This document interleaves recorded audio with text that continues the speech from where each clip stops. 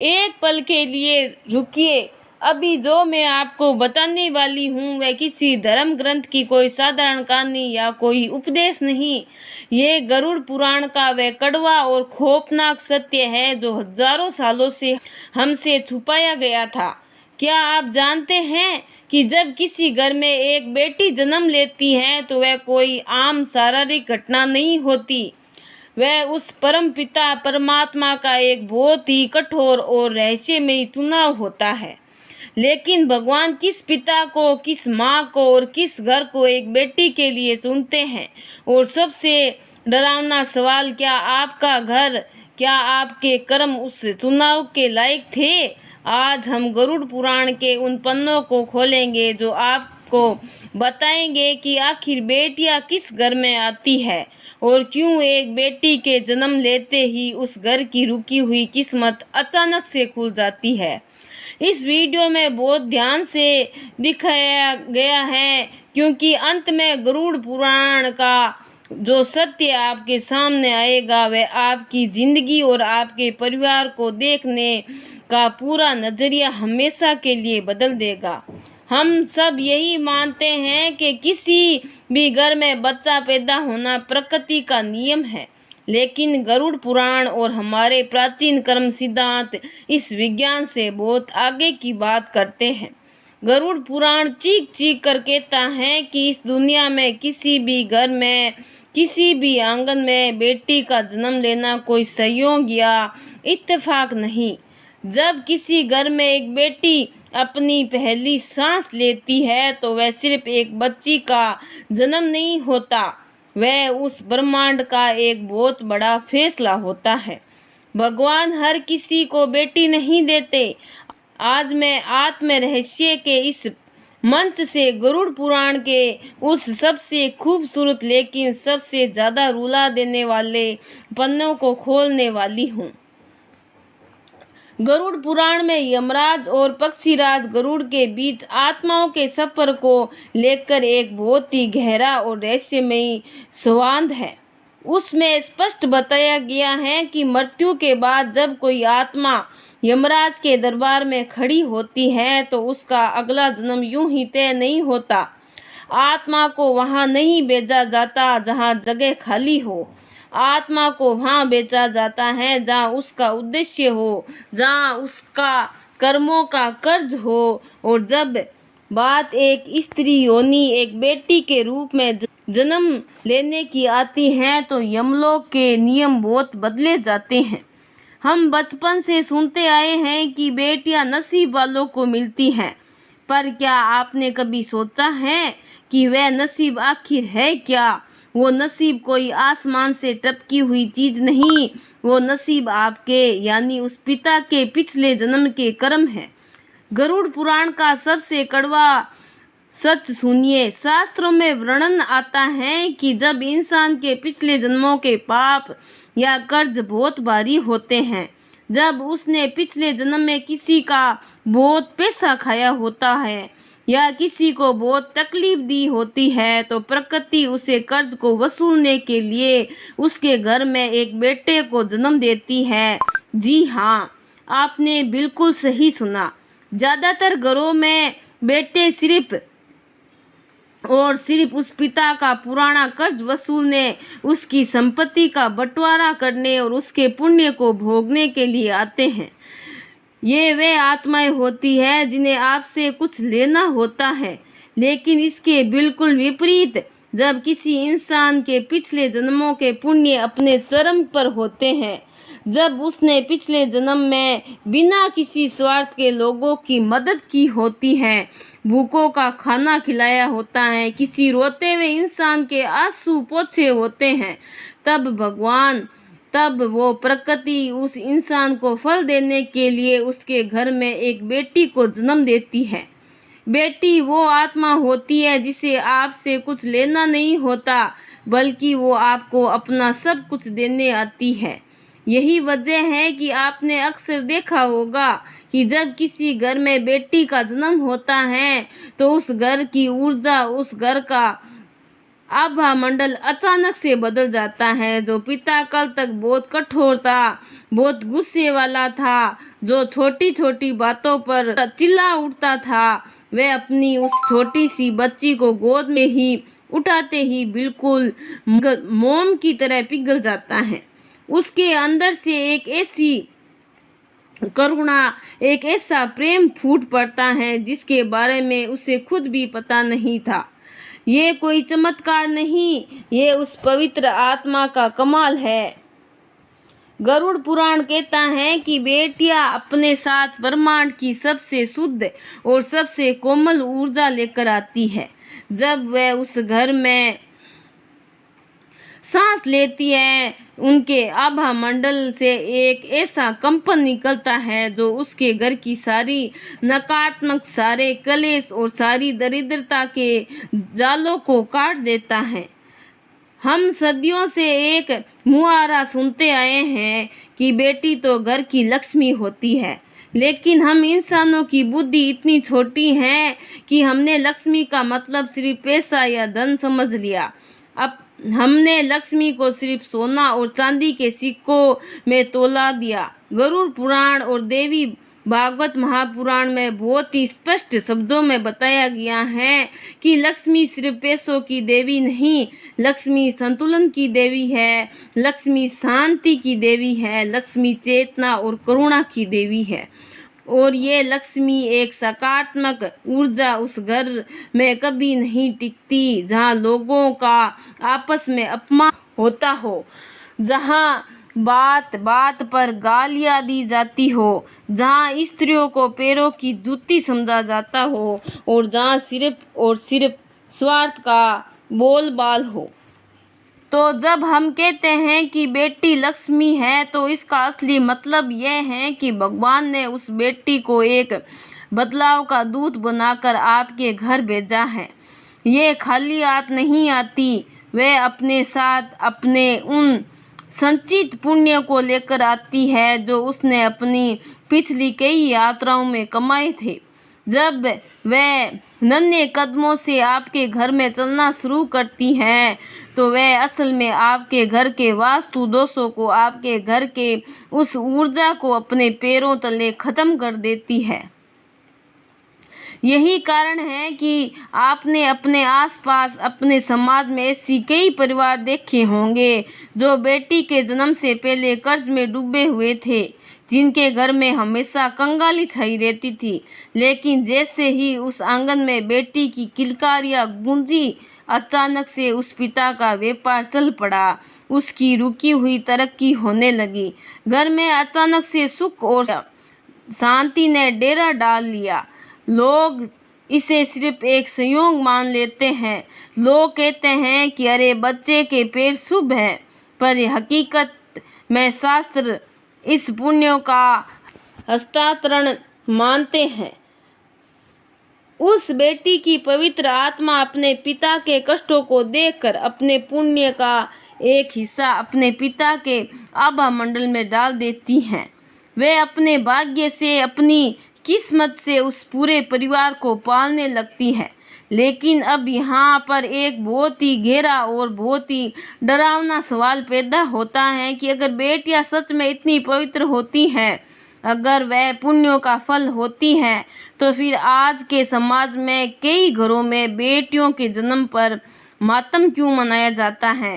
क्यों आज भी कुछ परिवारों में जब वैद्य या डॉक्टर कहता है कि बेटी हुई है, तो पिता का मुंह लटक जाता है, दादी मुंह फेर लेती है? क्यों बेटियों को जन्म से पहले ही गर्भ में मार दिया जाता है, या जन्म लेने के बाद उन्हें जिंदगी भर ये एहसास दिलाया जाता है कि वह एक बोझ है, पराया धन है? ये सवाल बहुत ही महत्वपूर्ण है और इसका जवाब आपको गरुड़ पुराण के उस कर्म सिद्धांत में मिलेगा, जिसे सुनकर आपकी रूह कांप जाएगी। शास्त्रों में वर्णन आता है कि यमलोक से जो आत्मा धरती पर आने के लिए निकलती है, वह माँ के गर्भ में आने से पहले उस परिवार की, उन माता पिता के विचारों की ऊर्जा को महसूस कर लेती है।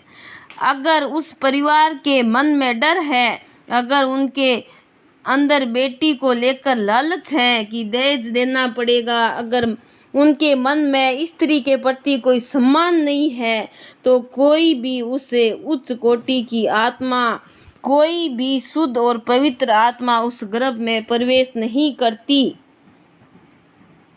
वो आत्मा उसे गंदे आंगन से वापस लौट जाती है। और फिर उस घर में कौन जन्म लेता है? उस घर में जन्म लेती है एक ऐसी आत्मा जो पिछले जन्म में उसी परिवार की कोई बहुत बड़ी दुश्मन रही हो। गरुड़ पुराण कहता है कि जब आप एक बेटी को, एक स्त्री को बोझ समझते हैं तो आप असल में अपना ही विनाश बुला रहे होते हैं। लेकिन कभी कभी इसे नियम का एक अपवाद भी होता है, एक ऐसा सच जो आपकी आंखों में आंसू ला देगा। कभी कभी बहुत ही पुरानी सोच वाले, बहुत ही कठोर और लालची परिवारों में भी एक बहुत ही शुद्ध और पवित्र बेटी जन्म ले लेती है। वह उस घर में आती है जहाँ उसे प्यार नहीं मिलता, जहाँ उस बेटों को बराबर हक नहीं मिलता। ऐसा कोई होता है? गरुड़ पुराण के अनुसार ऐसी बेटियां साधारण आत्मा नहीं होती, ये परिवर्तनकारी आत्मा होती है, ये सबसे शक्तिशाली आत्माएं होती है। ये उस घर में इसलिए नहीं आती क्योंकि वह घर अच्छा है, ये उस घर में इसलिए आती हैं ताकि उस घर के अंधेरे को चीर सके। जैसे एक दीपक को अगर आप अंधेरे कमरे में रख देते हैं तो वह दीपक एक शिकायत नहीं करता कि यहाँ कितना अंधेरा है, वह दीपक चुपचाप जलकर उस कमरे को रोशन कर देता है। ठीक वैसे ही ये कोमल सी बेटियां अपने स्वभाव से, अपनी मुस्कान से, अपने निस्वार्थ प्रेम से और अपनी जिद से उस कठोर पिता के हृदय को बदल देती हैं। वो उस पत्थर दिल वाले दादा दादी के दृष्टिकोण को बदल देती हैं। वह उस घर में पैदा होती है जिसे बदलना असंभव लगता है और वह उस पूरे परिवार की चेतना को, उनके सोचने के तरीके को जड़ से उखाड़कर एक नया रूप दे देती हैं। ये बेटियां उस परिवार के लिए एक परीक्षा भी होती हैं और एक वरदान भी। अब सुनिए वो सबसे गहरा रहस्य जिसका इंतजार आप इस वीडियो की शुरुआत से कर रहे थे। क्या वो बेटी जो आज आपके घर में है, जो आज आपके गले लगती है, क्या वह सिर्फ एक संयोग है? गरुड़ पुराण की गहराइयों में अगर आप उतरेंगे तो आपको पता चलेगा कि मृत्यु के बाद आत्मा की यात्रा बहुत ही जटिल होती है। हर जन्म एक कर्ज है, एक अधूरा संबंध है और ये बात बहुत संभव है, बिल्कुल मुमकिन है कि आज जो बेटी आपके आंगन में खेल रही है वह पिछले किसी जन्म में आपकी माँ रही हो। जरा सुनिए, जरा सोचिए, पिछले जन्म में जब आप एक बच्चे थे तो आपकी माँ ने अपना पेट काट कर आपको खिलाया था। उसने अपनी रातों की नींद खराब कर कर आपको सुलाया था। उसने बिना किसी स्वार्थ के अपना सब कुछ आप पर लुटा दिया था। पर जब ये बूढ़ी हुई तो शायद आप उसकी वह सेवा नहीं कर पाए, शायद आप उसका वह कर्ज नहीं चुका पाए, तो प्रकृति ने, उस कर्मों के गणित ने उसे अधूरे प्यार को, उसे बिना स्वार्थ के रिश्तों को पूरा करने के लिए उसी आत्मा को इस जन्म में आपकी बेटी बनाकर आपके घर भेज दिया, ताकि अब आप एक पिता के रूप में उसकी हर वह ख्वाहिश पूरी कर सके जो आपने पिछले जन्म में नहीं कर पाए थे, ताकि वह संबंध, वो ऊर्जा अपना संतुलन पा सके। आत्माएं बदलती नहीं, सिर्फ शरीर बदलते हैं, सिर्फ रिश्ते बदलते हैं। इसीलिए कहा जाता है कि बेटी केवल आपके वर्तमान की संतान नहीं, वह आपके अतीत का हिसाब है और आपके भविष्य का विस्तार है। अब एक ऐसा प्रश्न जो हर उस इंसान को अंदर तक झंझोर कर देगा जो बेटियों को लड़कों से कम आंकता है।